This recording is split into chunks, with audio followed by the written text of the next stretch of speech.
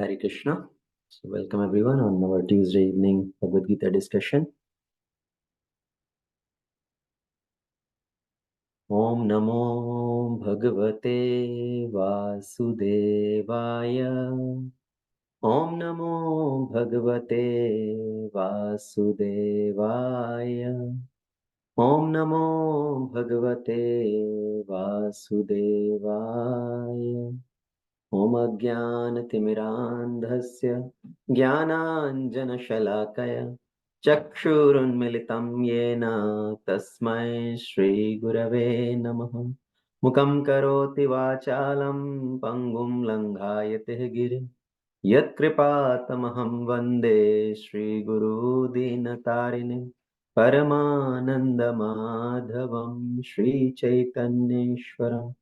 नमो विष्णुपादाय कृष्णपृष्ठाय भूतले श्रीमते भक्तिवेदांत स्वामीति नामिने नमस्ते सरस्वती देवी गौरवाणी प्रचारिणे निर्विशेषा शून्यवादी पाश्चात्य देशतारिणे जय श्री कृष्ण चैतन्य प्रभु नित्यानंद श्री अद्वैत गदाधर शिवासादि गौर भक्त वृंदा हरे Krishna Krishna Krishna Hare Hare Hare Ram Ram Ram Hare Hare. Hare Krishna. Once again, welcome everyone. So last time we were discussing Bhagavad Gita chapter 5, text 19 through 23 we discussed, which is talking about the concept of equal vision. Okay, when somebody has equal vision, how does that person act in this material world? What are the characteristics of somebody with equal vision? And equal vision means considering everybody has the potential for spiritual progress. And we talked about the last three set of verses. Krishna is describing somebody with these qualities. He is already in a state of liberation. So somebody who has given up temporary external flickering enjoyment, which is ultimately the source of misery. So he is not finding happiness outside, but he is trying to find peace within. He is trying to find permanent happiness situated in the inner happiness. He has control over the urges of the senses and mind. He controls the desires and anger. And then how that can happen with discrimination, determination, and discipline. So we discussed this in the last session. Now we'll continue with text 24 onwards, where now Krishna is kind of summarizing chapter 5th, which is Karma Sanyasi Yoga.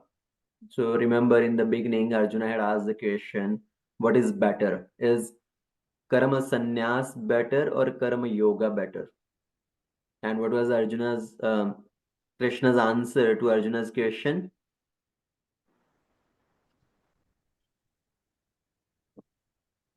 Karma Yoga. Karma Yoga. So Lord Krishna describes that Karma Yoga is better for general people in this world, because the process of Karma Yoga, everybody can, while engaging in the worldly duties, while engaging their senses, they can eventually get purified. They can purify their mind and senses. By gaining the experiences in this world, they develop that detachment. So for general people, process of Karma Yoga is better. So now summarizing on this concept of Karma Yoga, this text 24 and 25, Lord Krishna is concluding on that. So text 24, Yo antah sukho antar aramas, tatra antar jyotir evayah, sayogi brahma nirvanam brahma bhuto adigachati. So one whose happiness is within, who is active and rejoices within, and whose aim is inward, is actually the perfect mystic. He is liberated in the Supreme and ultimately he attains the Supreme. So, two very important qualities mentioned here. Yo antah sukho. So he finds happiness inside. Antah sukho. So we can find happiness with external objects, or we can find inner happiness due to being connected with Krishna, due to being connected with the Supreme. So happiness by the senses, that is based on contact with the sense object. Somebody gets some nice eatable, and by getting that nice eatable, somebody may be feeling happy. Somebody sees nice movie or hears nice music. So by coming in contact with external objects, one may try to drive the happiness based on external objects. And then there is another level of happiness is also there, which is happiness at the level of satisfying one's ego, right? So that is happiness due to the sense of fame, sense of praise, sense of glorification. So one may be thinking, oh, how many people are glorifying me? How many people know me? How many people praise me? How much is my fan following? So people derive happiness based on these things also. That is happiness at the level of ego. Like people of Hollywood, Bollywood, or sports people, or even in politics, people drive happiness with these things. Okay, how many people are following me? How much is my fan following? And a spiritualist, he does not find happiness at the level of senses. He does not find happiness at the level of satisfying one's ego. But the true happiness is found by connecting with the Supreme, by connecting with Krishna. But after coming in devotional life also, if somebody is hung up on external success, trying to find happiness based on these external things, such as, oh, how many devotees I have made, okay, how many books I have distributed, how many devotees glorify me, oh, I am a nice kirtaniya, how many people like my singing, oh, I am a very good cook, how many people praise my cooking. So if somebody is looking for happiness in those ways, still that is external success and external happiness, not really trying to find happiness within. And the next good quality which Krishna is mentioning here is Antarah Jyotir. Antarah Jyotir means inner light. So what does inner light mean here is, it means person gets realization within.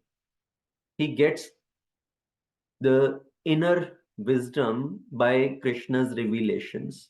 That is by through realizations. Now to get that realization, what is the quality one need to develop? That is humility. Right? Without humility, we may get knowledge, but not realization. So that is why in the scripture there is so much stress on developing that humility and that simplicity. Not gaining, not having that pride, not having the tendency to becoming the boss, but staying the servant. Das dasanudas. The example of tree with the ripened fruit is quoted many times. The tree which is very nice fruits on that branch naturally bends down. So same way somebody who is progressing spiritually, who is developing all the divine qualities, he naturally becomes humble. So with humility, then when we approach Krishna, when we serve others, then we are awarded with these inner realizations.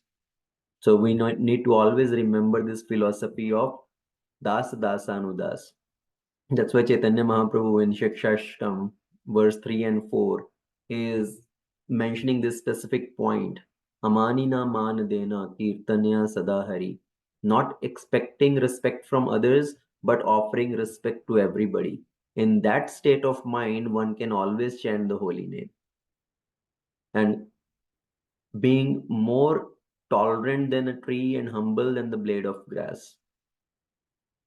And then na dhanam na janam na sundarim kavitam va jagadish kamaye mama janmani janmani ishware bhavatad bhaktir ahetuki tvai.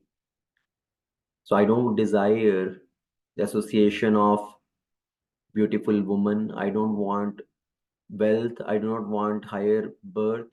I do not want many followers or glorification. All I want is devotional service at your lotus feet. So that should be the mentality. If somebody is not looking for happiness based on the sense objects, not looking for happiness based on satisfying one's ego, but purely in devotional service, by rendering service to Krishna, that sense of happiness, that sense of satisfaction. And when it comes to service, also we see there are different scenarios. Different scenario is sometimes we see so many devotees are there, but still service is not seen. Right? There is so much service is needed, and so many devotees are walking around, but still the service is not done. And then the another scenario is servants are also seen and service is also seen. Yes, there are devotees all around and service is also getting done. But the third scenario is the servant is not seen, but service is seen. So basically, in this scenario, what is happening is somebody is doing the service, but he is not coming in the front. He is just staying in the background doing his service, not seeking any recognition or any credit for that service. So in the other scenario, service is seen, servant is also seen, means yes, somebody is doing the service, he is in the front and he is noticed by others, he is getting recognized, glorified by others. But the most important scenario is when somebody is doing his service, being in the background, not getting or kind of desiring that recognition for the service. And the classic example is Narottam Das Thakur. Narottam Das Thakur was serving Lokanath Goswami, whom he wanted to accept as his guru, and he rendered menial service to Lokanath Goswami without being asked for that service and without being recognized for that service or without being getting noticed for that service. Lokanath Goswami, every morning he will go to clean himself, to attend nature's call and then take bath in the river. So he will go to Pastool and after that he will go and take bath in the river. And Narottam Das Thakur, he came to know that okay, Lokanath Goswami go to this particular place and he attends nature's call there. After Lokanath Goswami is done passing his Vishta, then he goes to take bath, but Narottam Das Thakur will go there and then clean that place. Next day, Lokanath Goswami comes and see this place is nice, clean, and everything, and he's surprised. And then this went on for many days, and then ultimately, Lokanath Goswami found that this particular person, Narottam, he is coming and cleaning that place. So in this example, what is that? That is the utmost humility, the desire to serve the Guru without getting noticed. And another example we see from the scriptures is example of Shabari. That whole pastime is not described in as much detail in Ramayana. In Padma Puran, we hear that detailed pastime when Shabari, as a young girl, had left her home and ran to the forest. Now, wherever she goes, she is ridiculed. Nobody want to accept Shabari in their ashram because she belongs to a Shabarkul, a tribal class of people who kill animals and consume the animal flesh. So nobody want to accept her. And Shabari is sitting under a tree and then thinking, what should I do? Where should I go? And then she hears the internal voice, render service. So Shabri goes to the ashram of Matanga Rishi and start rendering service without getting noticed. At night, when all the brahmachari go and sleep, all the ashram resident go and take rest. At that time, in the middle of the night, Shabari comes and cleans the whole ashram, goes in the forest and collects the dry wood for their next morning yagya, fire sacrifice. So in that way, she starts to render service without getting noticed. So her intention was purely to serve the Lord and serve the devotees. So these are the classical example when servant is not seen, but the servant service is seen. Okay, so without the desire of recognition. But in general scenario, what we see is getting recognized or appreciation is actually a natural tendency or the need of somebody, right? There is a inner hankering or inner calling. Yes, I want to be recognized for my service. At least in the beginning stage, everybody, when we come in the process of devotion service, that is a natural tendency to get that appreciation, get that recognition. And we see in our temples, we do conduct this recognition program once a year, or kind of as an appreciation dinner program where we recognize the devotees for all their different services rendered. But now, as we mature in our spiritual life, we do not feel that need of recognition, or we should not feel the need of that recognition, that hankering for recognition. Yes, in the early stage, it is needed for encouragement, and it's a responsibility of the leader also to recognize other devotees. But as we mature in our spiritual life, we should give up that tendency to get recognition, to get glorification. And if we see in these appreciation programs also, generally it starts with recognizing the very new devotees, right? To recognize them for their services. And then the senior devotees or the servant leaders, they are recognized at very end, and at that time, by that time, maybe most of the people have already left, so they are not recognized kind of in public in front of all the devotees.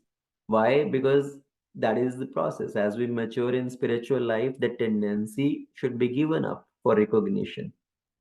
So text 24, Krishna is basically saying these people who are finding happiness within, in service of Krishna, by connecting with Krishna. So they rejoice within, and they develop that inner light, that inner realizations also. And in that state, they are already connected with the Supreme. They're already in a liberated state. And text 25, Krishna further described the quality, the characteristic of these people. Labante Brahma Nirvanam Rasayah Kshinakal छिन्न yatatmanah sarvabhute hite ratah. So those who are beyond the dualities that arise from doubts, whose minds are engaged within, who are always busy working for the welfare of all living beings, and who are free from all sins, achieve liberation in the Supreme. So in this verse, four qualities are mentioned again for a person who is following the process of Karma Yoga, how ultimately they attain to liberation. So first quality mentioned is Kshina Kalmasha, free from sins. So they have been freed from all their sins. Now sin is also in two categories here. One sin is in the category where the result of that sinful activity is manifested. Okay, that is a reaction of the activity. And then the second class is where the sin is still in the seed form, bija. It means it's still in the form of tendency to commit those sinful activities. Because of the tendency to commit sinful activity, one gets a desire to commit that activity. And because of the desire to commit that activity, ultimately one ends up doing that activity. And ultimately one will get the reaction of that.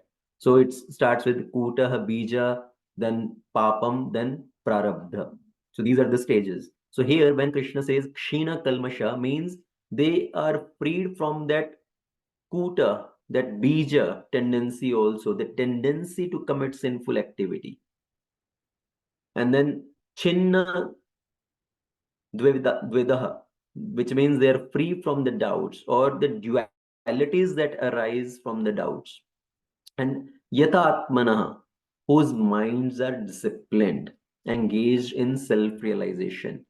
So in the last session also, we talked about the 3D concept. 3D concept was discrimination, determination, and discipline. And what is the meaning of discipline? Means following certain rules and regulations. right? Abiding by a certain regulation. For example, sleeping at a particular time, waking up at particular times, eating throughout the day on a regulated basis at particular times. So that is the principles of regulation. So somebody who is disciplined, now their mind are controlled because of being disciplined, and sarva bhuta hite ratah, engaged in the welfare of all living entities. So that is the another level of happiness. When somebody is connected with Krishna, they find happiness in doing welfare for other people also.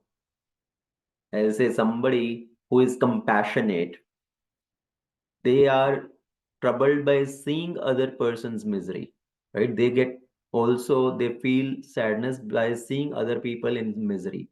They are like the butter. When butter comes in contact with fire, it melts. So same way, a devoted person, they also feel the misery by seeing other person miserable. And so they engage in the welfare of all living entities. Sarva bhuta hite rata. Now, only a person who is in full Krishna consciousness, that can be said to engage in welfare work for all living entities. Because somebody may be engaging in the welfare work for particular class of people, for their own society, for their own neighborhood, for their own caste of people, something like that.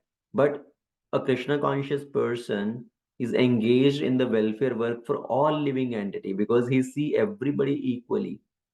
And when a person is actually in the knowledge that Krishna is fountainhead of everything, and then when acts in that spirit, then he want the welfare of everyone. The suffering of the humanity are due to the forgetfulness of Krishna. And if when people forget that there is a supreme lord who is the supreme controller, he's the supreme enjoyer, he's the supreme proprietor, by forgetting that, when somebody want to utilize all the resources of material nature for their own benefit, that's where they face the misery caused by the material nature. So therefore, to revive the consciousness of entire human society, that is the highest welfare work. So previously we have discussed helping other people for on the bodily platform, to distribute medicine, to distribute food, to distribute books or help them with education. Yes, this is also nice welfare work, but that is again at the level of bodily consciousness. The real welfare work is solving the root problem, and the root problem is forgetfulness of the Supreme Lord. So here Krishna is saying somebody who is acting for the real welfare of all other living entities. Now, such person, they attain to liberation, freedom from the material bondage. So by up to this verse, Krishna has described the concept of Karma Yoga by staying within this world, by doing their duties based on the bodily platform, which is Swadharma, and also conducting their duties at the level of the spirit soul, which is duties of Sanatan Dharma. So in that way, one gradually becomes purified and they attain to the Supreme Lord. Now, as I said in the beginning, Krishna was asked a question about Karma Yoga and Karma Sannyas, which is better. So Krishna said, yes, Karma Yoga is better, but there are still some people who take to the path of Karma Sannyas, who are enough, what do you call, they have true detachment from this world and they take to the process of Karma Sannyas. And for them, what is the situation for those people? How do they attain the same goal? Now, Krishna describes that in the next three set of verses, text 26 through 28. So, in text 26, Krishna says, Kama Krodha Vimuktanam Yatinam Yatachetasam Abhito Brahma Nirvanam Vartate Viditatmanam. So, for those sannyasis, Yatinam, Yatinam, Yatachetasam. So for those sannyasis who have become free of anger and lust through constant effort. Kama, Krodha, Vimuktanam. So for those sannyasis who have become free of lust and anger through constant effort, who have subdued their mind and are self-realized, liberation from material existence is both here and thereafter. So for Karam Sanyasi also, somebody who was truly detached from the world and they directly took to the path of Karma Sannyas, they also attain to liberation within this world and thereafter also, if they are free from all the desire and anger, and if they have subdued their mind and they are self-realized, they have attained to the level of Atma Gyan. So we'll talk about Atma Gyan and Brahma Gyan also. So the quality mentioned here, or the criteria mentioned here, is freedom from anger and lust. Here, lust is not simply the lust of what do you call physical relation with somebody. Here, lust means purely desire for material objects or material desires in general sense. So basically, freedom from desire and anger and controlling the mind. So control of mind. And for somebody, as I said, who is truly detached from this world, karma sannyas is also suitable. And it is advantageous over other path, because in that path there is no diversion of time and energy. Because in the process of karma yoga, yes, we have to divert our time and energy for our worldly duties also. But somebody who is truly detached, who has taken to the path of karma sannyas, now he is completely equifocused, right? He is one pointed attention, no diversion of time and energy through other worldly things, and they can dedicate oneself fully to the practice of spirituality. Now, in history, we do see there are many accomplished sannyasis also, right? In our movement also, in ISKCON movement also, we see there are so many glorious sannyasis who took sannyas at very young age, and they are following all the vows and regulation and completely dedicating their time, effort, and energy in spiritual practice and for the welfare of the whole world. So there are karma sannyasis also. There are very accomplished sannyasis also. And Krishna states that such true karma sannyasi also make rapid progress and experience peace everywhere by eliminating the urges of the desire and anger and subduing their mind. So they attain perfect peace both in this life and in the next life thereafter. So generally, we often have this misconception that external circumstances are the fault for my lack of peace in my life. Right? We always blame our external circumstances. Oh, my situations are like this because of which my life is miserable, because of which I am not happy, I am not peaceful. So we always blame external circumstances. And we hope that one day when this situation settle down, the situations will become more conducive to get peace of mind. However, Krishna is saying peace is not dependent upon external situation. It is the product of purified senses, mind, and intellect. So in the outside world, there may be all sort of nonsense going on. There is bomb blast going on and all sort of other nonsense things going on. But if somebody is purified in terms of his senses, mind, and intelligence, that person can still experience peace. So the sannyasi, with their minds and intellect, their thoughts turned inward, they find the ocean of peace within, which is independent of external circumstances. And then with that eternal facilities, the internal machinery in order, they experience the same peace everywhere. So they are liberated within this world itself. Okay, so that is a very important point here, that peace does not depend on external circumstances. It is the inner state of our mind. And ultimately, do we really want peace or happiness? Okay, if I ask this question, do you want peace or happiness? What will be your answer? Happiness. Happiness. Happiness. Okay. Why do you say so? Because we want peace also for happiness only. Yes, good. So we want ultimately peace to get happiness, Hmm. right? Even though we may say shanti, shanti, shanti, let there be peace, peace, peace, but ultimately we all want happiness, right? Peace generally doesn't mean complete silence when there is no noise all around. Okay, that is very peaceful environment. So that is not the peace we are talking about here. Because let's say in the house, if everything is very calm, peaceful, nobody is here in house, the child is alone, what will he do? He will invite all his friends, come on, let's have party, right? So when there is party, where is the question of peace? There is so much noise and all that thing going on. Ultimately, what is the desire? To have happiness, right? They wanted happiness. So yes, we want peace, but ultimately the purpose is to get that happiness.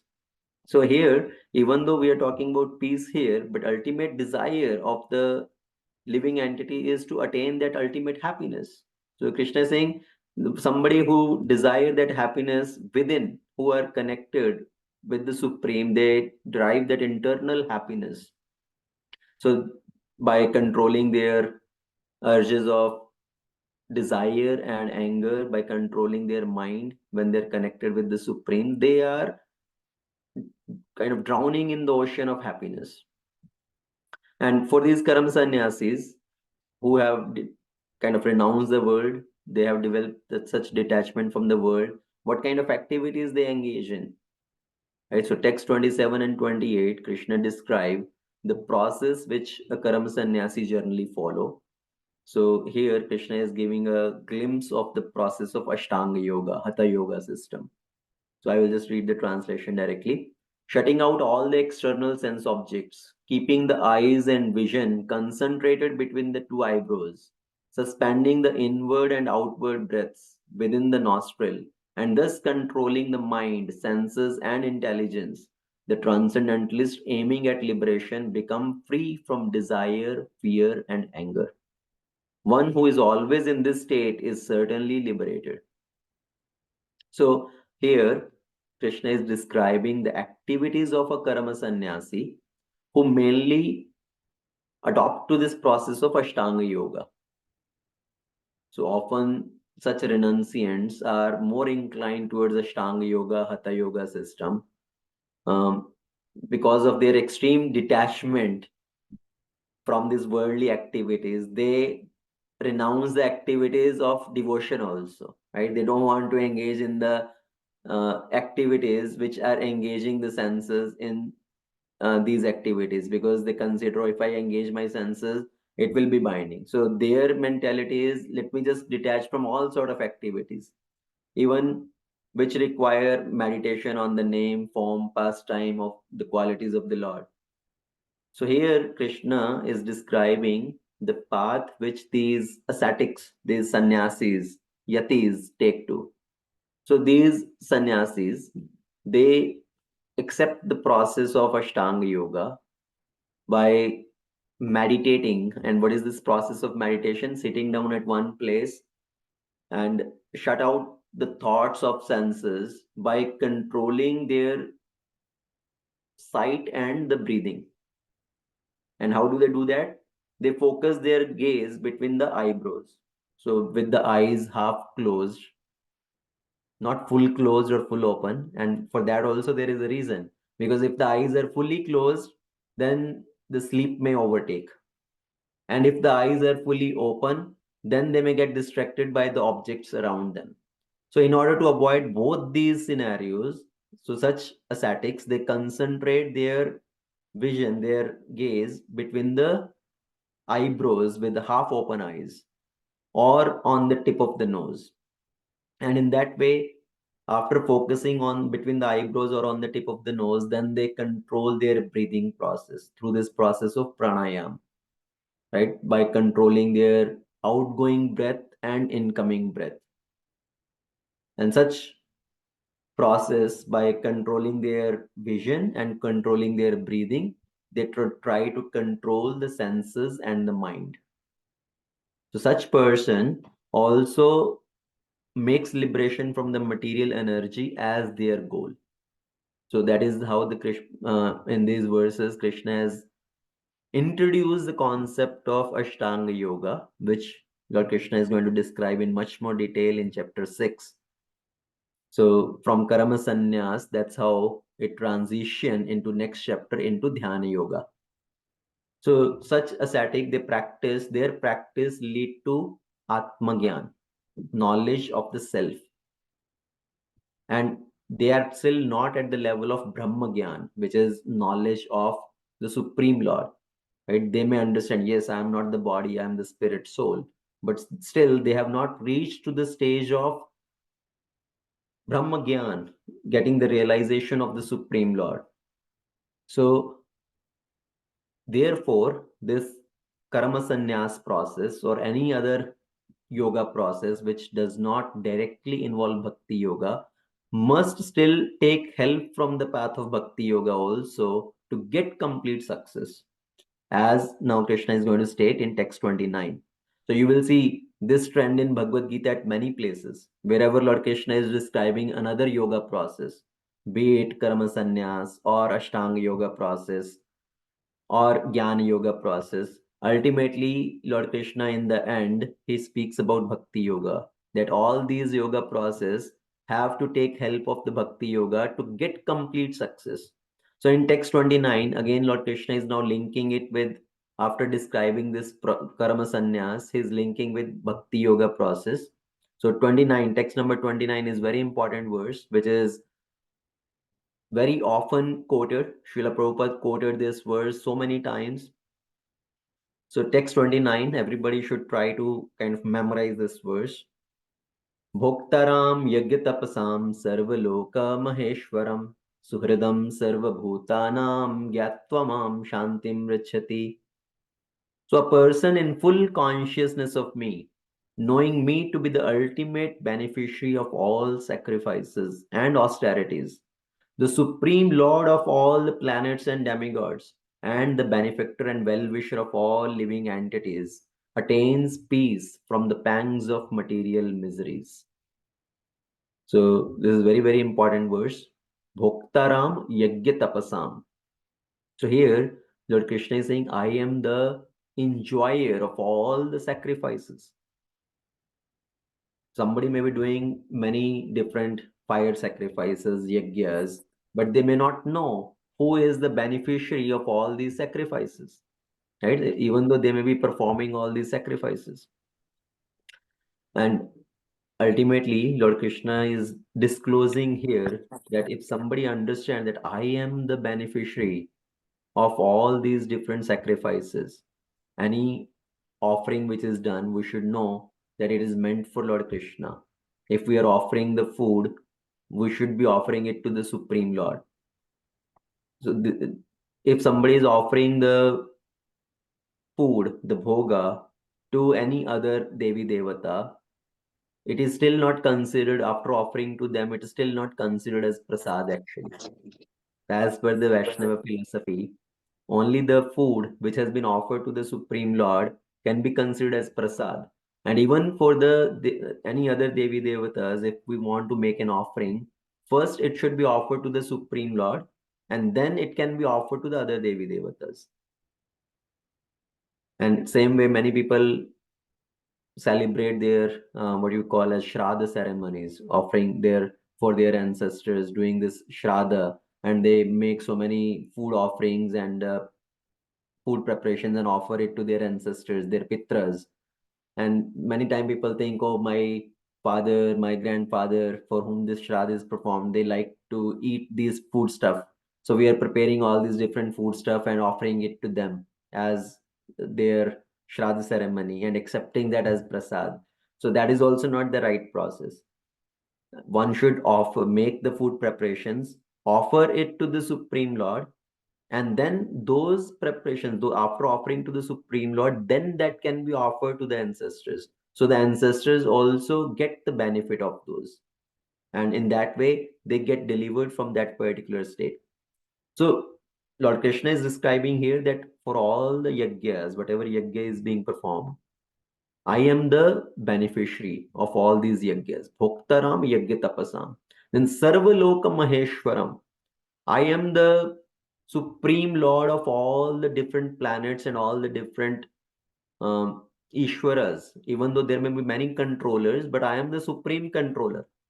Maha Ishwara. And then Suhridam Sarva Bhutanam. And I am the well-wisher of all the living entities. In our Sanskrit language, there are many words used for describing friend. Okay, there is dost, mitra, suhrid, and all these are different meanings actually in different contexts. So generally, mitra, bandhu, all these words are used. So mitra is somebody when there is mutual benefit is there. तुम मेरी पीठ खुजाओ मैं तुम्हारी पीठ खुजाऊंगा. So that kind of exchange is there. But here Suhrida means somebody who is your true well-wisher, who is looking for your interest without considering anything. So that is considered Suhrid. And Krishna say, I am seated in everybody's heart as Paramatma. I am the Suhrid for every living entity. Even though somebody may be in the human form, in the dog form, in the ant form, no matter in what life form, in what particular species one may be, but Krishna is always with them to guide them. If somebody is looking for, they want to turn towards the Supreme Lord. So Suhrid is Sarva Bhutanam. And finally, Krishna says, Gyatva Mam Shantim Rachati. If somebody knows me in this way, somebody knows me as a beneficiary of all sacrifices, the Supreme Lord, the Supreme Controller of everything, and as the well-wisher of all living entities, if somebody knows me in this way, he attains peace from all the pangs of material miseries. Gyatva Mam Shantim Rachati. So here, in one sense, Krishna is describing this peace formula. Okay? So in this world, people make up so many different plans. There is United Nation to bring peace in the world, but all their formulas fail because everybody is looking into this smaller sections, smaller societies, not understanding that there is the Supreme Lord who is the supreme controller and proprietor. Everybody is thinking themselves as the proprietor of, we are the proprietor of this nation, of this section of land. So in that way, then there is always fight when somebody is trying to control over particular set of resources of the material nature without understanding the real controller. So everybody is looking for happiness, but we are looking for happiness in the wrong place. We are looking for happiness within this material world through sense enjoyment, through our satisfying our ego, by doing envy towards other living entities, trying to put other people down. So in all these ways, we are looking for happiness in the wrong way, in the wrong place. If we seek happiness separate from Krishna, then ultimately it ends with misery. But if we seek happiness with Krishna, then we can get that unimaginable, condensed bliss. So more we connect ourselves with Krishna, more we can feel that inner sense of accomplishment, inner sense of happiness. That's why in Nectar of Devotion, there are 6 characteristics of bhakti described. One very beautiful verse is there which describes about the 6 characteristics of bhakti. Kleshagni Shubdha Moksha Lagudha Krit Sudurlabha Chandrananda Visheshatma Shri Krishna Akarshani. So these are the 6 qualities or 6 characteristics of bhakti. Kleshagni. Kleshagni means the pure devotional service. It puts all sort of material miseries to end. Kleshagni. It burns up all the kleshas, just to put in that way. So it immediately provides relief from all kinds of material distress. That is kleshagni. Then shubdha. Shubdha means the pure devotional service is the beginning of all auspiciousness. By chanting the holy name, by hearing Hari Katha, it brings all auspiciousness. Then moksha lagudha krit. It means it even derides the concept of impersonal liberation. I mostly ask somebody what is the meaning of liberation, people will say just giving up our individuality, merging into the Brahman. That is moksha. But that type of liberation is the lowest type of liberation. There are 5 or 6 type of liberations mentioned, and merging into the impersonal Brahman is considered as the lowest type of liberation. So the pure devotional service, it derides even the concept of liberation, moksha lagudha krita. Then sudurlabha, pure devotional service is rarely attained. Okay, it's not that it is available on sale on some shop and some marketplace.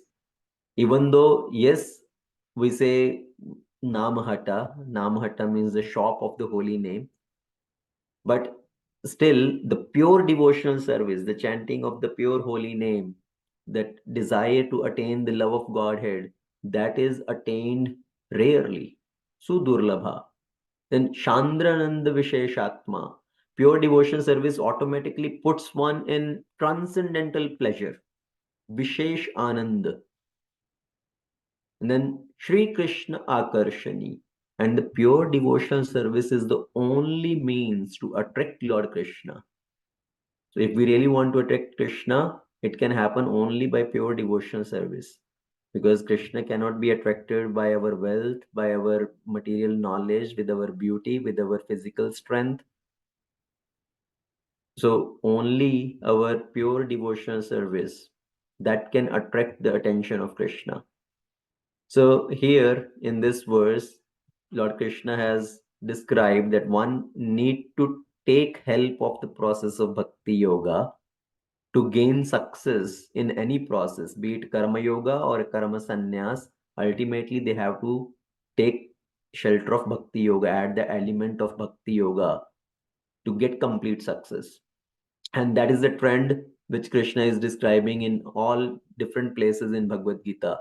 After describing the process of whole Dhyana Yoga, chapter 6, then the last verse of chapter 6 also, Krishna is speaking about Bhakti Yoga. So 647. And then chapter 8.22, that verse again, Krishna is emphasizing on the process of Bhakti Yoga.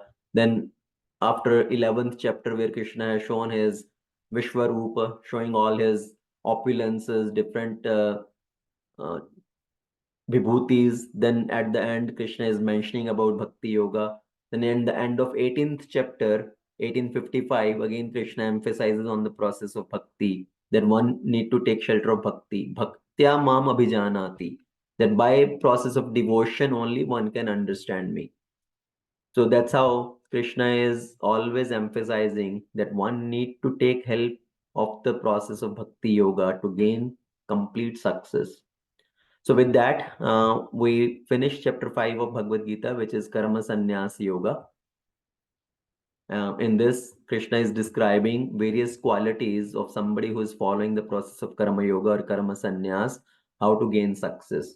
And in nutshell, if we want to summarize, being free from the desire of sense enjoyment, being free from the urges of anger, being free from these tendencies of likes and dislikes, or basically the different temptations and dualities, controlling the mind, acting in the welfare of all living entities. And the real welfare is when we try to give them the real knowledge to connect them with the Supreme Lord. So while engaging in these activities, when somebody is feeling that inner happiness rather than hankering for external happiness, that is, in that state one is already in a state of liberation, even though while being in this body. Okay, so with that we will end the discussion on chapter 5, and we will open for any discussions, any comments.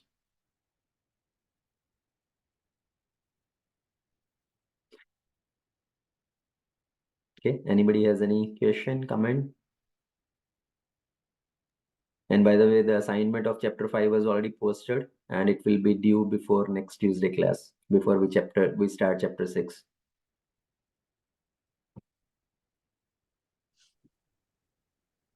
Hare Krishna, Prabhuji. Yes, I have a question that as in today's discussion, we talk about that we should not seek out any recommendation for service. That is and absolutely true. recognition. Recognition.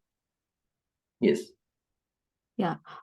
So what happened? Other outside people, they ask, why do you go for the service and like that, and what you get out of it. So depending on their consciousness level, how we can tell them about the services. Hmm. So, as I said in the beginning stage, yes, we can encourage other people to engage in service. Ultimately, we should describe the services for the pleasure of Krishna, right? And for our purification. So that is what we get out of that, that we get purified by rendering service, and we are getting the grace of Krishna by rendering service. So recognition is directly from Krishna. We should understand that even though if somebody is recognizing or not recognizing, Krishna is recognizing my service. Krishna is noticing every smallest and smallest activity, smallest and smallest service. Even if we go in temple, we see some trash lying around on the floor, you picked up that trash and put it into the dustbin. Krishna, nobody, even if nobody noticed, Krishna has noticed, right? And Krishna recognizes you for that service. So even though we may not be getting recognition from somebody, yes, Krishna, we are getting that recognition from Krishna. We should have that inner faith. For a new person, the recommendation for service, why we should engage in service is for our purification, to engage our senses rather than engaging the senses in the worldly activities or worldly sense enjoyment activities, to purify our senses. So that is the main purpose, right? For to purify our senses and to purify our intelligence, consciousness. So main purpose is purification, and yes, in return we do get Krishna's grace. And temple also, like speaking from temple point of view, so temple also does recognize the services. That's why we time to time have that program of doing a appreciation programs, kind of appreciation dinner, where we call everybody and recognize them for their service in front of everybody, so they get that external recognition also, right? They get that sense of belongingness in that way. So in the beginning, yes, that getting that recognition is a natural tendency, and we should kind of encourage that. That is the responsibility of the leader to recognize others. But ourselves, we should understand that as we progress, as we mature in our spiritual life, I should give up this tendency of getting or desiring that external recognition. Okay, does that answer your question, Mataji? Yes, Prabhuji, from our spiritual life perspective, all these things really very connecting. But I want to know if non-Krishna conscious person, a very new, they would like to hear something concrete, something abstract, what you are getting out of it. So from their perspective, what we can tell them, that what we are getting, definitely we know that we are getting Krishna's grace, we are getting recognized by the Krishna. But from their point of view, I just wanted to know. So Answer from their them. point of view, what do they want to hear? Are they want to hear that are you getting any monetary benefit or something, or what? So because from their point of view is all we can say is we are doing it to receive the blessings of Krishna, right? And we are uh, developing so many relationship. We are having that so many nice friendship getting developed in this process, where we are kind of as a big family there in support of each other. So that is one of the tangible benefit, you can say. Yes, in the beginning people want to see something tangible, right, rather than intangible. So mercy of Krishna is considered as something intangible benefit.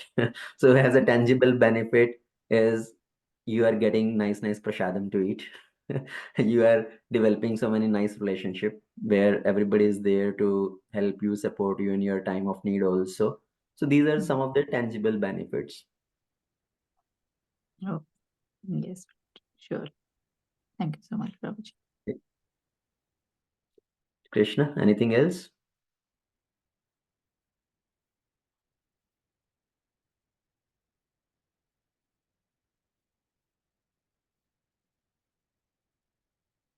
Yes, Kanda Prabhu, Rahul Prabhu, Vijay Prabhu, any question, comment? Gopal Prabhu, Malti Mataji.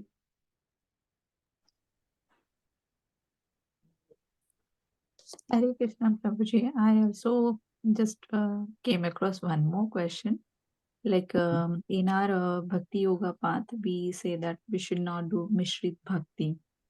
So in day-to-day life, like obviously we have some swadharma, like doing tarpan and offering water to the Surya Dev, like that. So shall we do this, or we shall avoid all this, being we should not do a Mishrit Bhakti? Again, it depends at the level of the devotee. Ultimately, we do say that yes, by serving Krishna, all other things are already taken care of. In the beginning stage, if somebody has too much of affinity towards these things also, that okay, I have been doing this particular thing, I'm offering water to Surya Dev, and or I'm offering water on Shivlinga, I'm doing these things, that's okay, it can be still continued. Our process in the beginning is to add Krishna, right, rather than subtracting something. So that if something is not as a dharmic thing, it's still okay. What we want to do is we don't want to commit any adharmic activity like breaking those four regulative principles. That is to be given up. We are not focusing, emphasizing more on giving up some other religious activity if somebody has been following, right? It's still okay to do though, but we are asking to add Krishna. We start chanting the holy name, chanting the Mahamantra, reading the scriptures, Bhagavad Gita, Bhagavatam, hearing Krishna Katha. So by adding those, eventually one comes to this mature understanding. I see sometime in the beginning stage, out of immaturity, sometime people are becoming more of rigid also or fanatic also, right? When we start blaspheming anything and everything. No, no, oh, this should not be done. This should not be done. This should not be done. So it's not about becoming fanatic. It's about becoming Krishna conscious. So we want to add Krishna in our life, and eventually, with maturity, one will come to that right understanding. I have even heard the story. Somebody went for book distribution in somebody's house, and that person invited that person, please come inside and take darshan of my altar. Okay. And this book distributor immediately have the thought, oh my God, if I go inside, maybe he has some demigods on his altar and I have to pay obeisances. Like generally in the Hindu houses, that's how they are. And this person was thinking, oh no, I cannot do that. I am a Krishna devotee. How can I go and offer obeisances? So that is like becoming as a fanatic. Right? So there is no harm, even if Devi Devatas, you come across the temple of Devi Devata, we should offer obeisances because they are also very esteemed position. They are also high position. They are also servants of Krishna. We can offer respect to the devotees. We tell devotees, Hare Krishna Prabhuji, Dandvat Pranam Prabhuji, Mataji. What is the problem in offering Dandvat Pranam to the demigods? So it's not about becoming fanatic that, oh, I have to give up this, give up that. I should not offer butter to Surya Dev now anymore. It's okay if somebody is continuing that. Now that is my version. Okay. And somebody they should consult their mentor, their Siksha Guru, how they want to approach. But in general, the answer is we want to add Krishna. That is a more priority.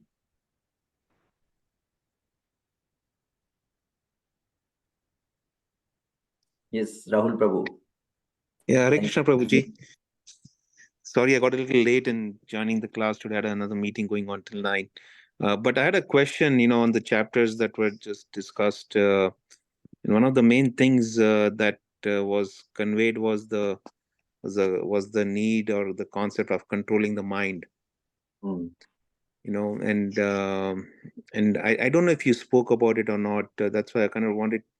It's probably one of the hardest things I think, right? And you know, while I've heard that chanting helps with that, frankly Mm. speaking, for me, chanting is still a physical activity. It's not enough to control the mind as such, because the mind is Mm. monitoring here and there. Every 10 seconds some other thought comes up, some other Mm. activity comes up.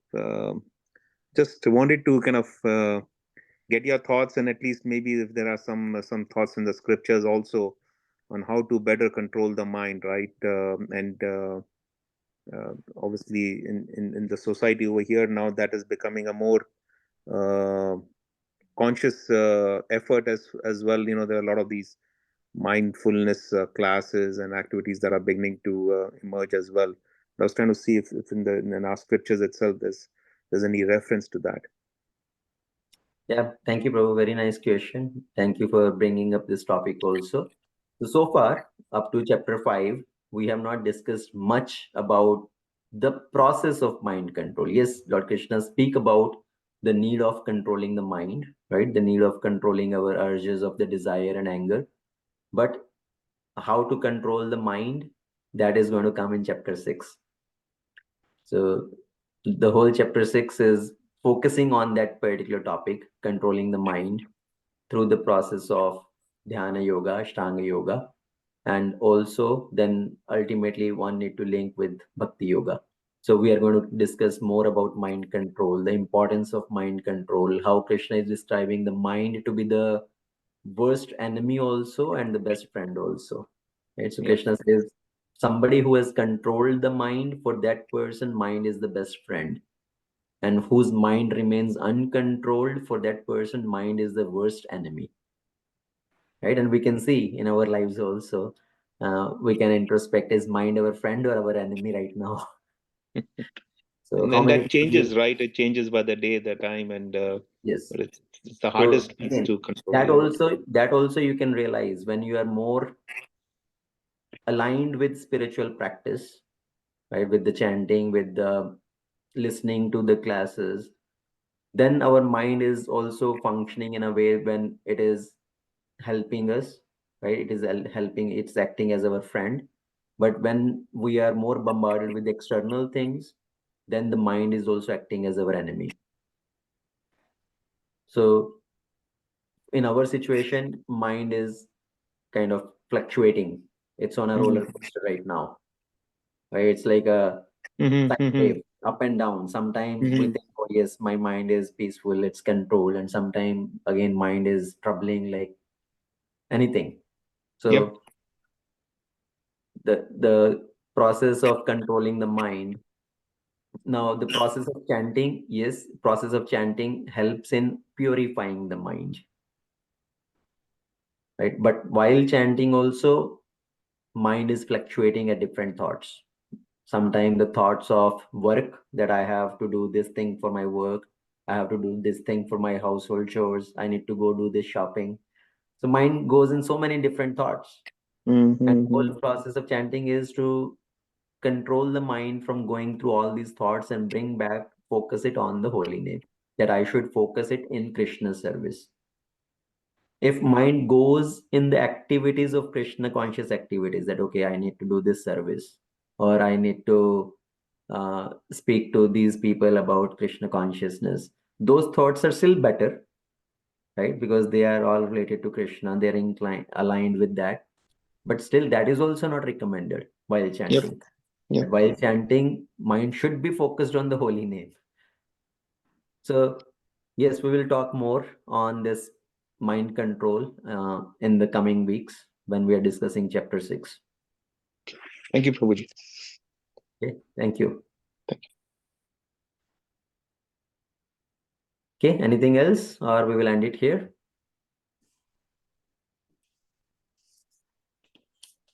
Okay. Srimad Bhagavad Gita Ki Jai, Srila Prabhupada Ki Jai, Ananta Koti Vaishnava Vrinda Ki Jai. you. you so much. Prabhu. Pranam. Hare Krishna. Thank you, Prabhu. Hare Krishna. Thank you, Prabhu. Hare Krishna. Hare Krishna.